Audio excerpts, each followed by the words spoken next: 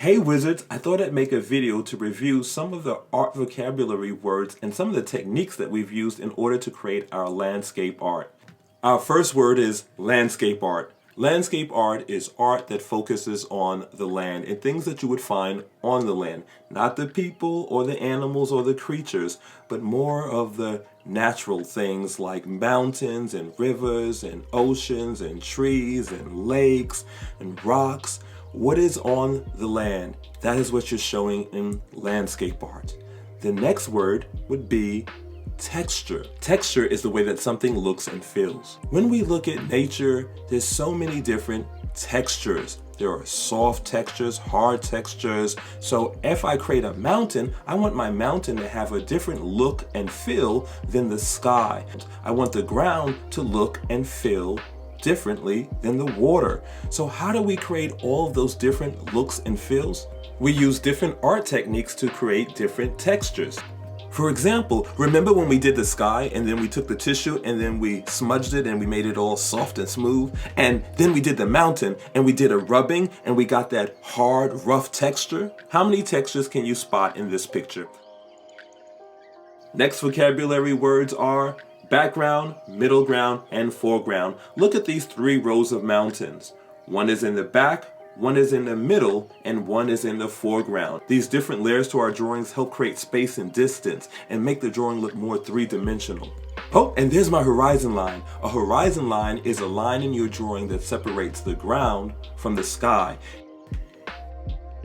Shading is another vocabulary word and a technique that we learned about. When we use the pencil to shade, remember we used the side of the pencil to create light and dark areas in our picture. Now that I don't have a pencil and I'm using a marker, I have to create light and dark areas in my picture with different techniques. This time, in order to create shading, I'm using a technique called cross-hatching. Cross-hatching is using lots of parallel lines that are drawing close together and then drawing another set of lines that intersect them and cross over them. You do this lots of times to build up texture and shadow. Not only do my mountains look like they're in shadow, but the cross-hatching gives them a nice rough texture.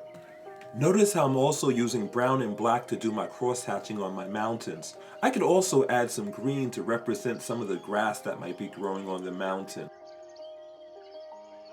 To create shading in the leaves in my tree, I use three different colors. I used a yellow, a medium green, and a dark green.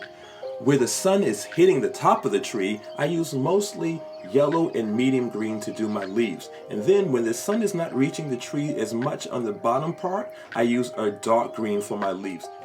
I use the black marker to go inside the tree to give it a little bit more shape. Then I put a strong black outline around the tree to make it separate from the mountains and make it pop out. I created the sun by making a big yellow ball in the middle and then creating lines extending out from the ball to represent the sun rays. First some yellow and then some orange sun rays. I wanted my clouds to have a different texture than everything else, so I decided to make them using dots. I made this shape of fluffy clouds using lots of little dots drawn close together. To make my bushes, I put squiggly little lines along the horizon line that go up and down that look like hills.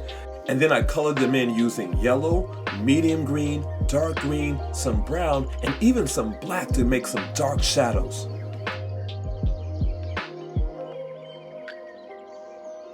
For the final touches in my picture, I added some mushrooms and I darkened in certain areas because I wanted them to pop out. Sometimes I just get lost in my art and I could go on and it's hard to know when to stop. So I like to take a break, step back, look at the art, and either add to it later or say, you know what? This is as good as it gets. And that's what happened. I took a step back and I really liked what I saw, so I consider this piece finished. Thanks for checking it out, Wizards, and good luck with your piece.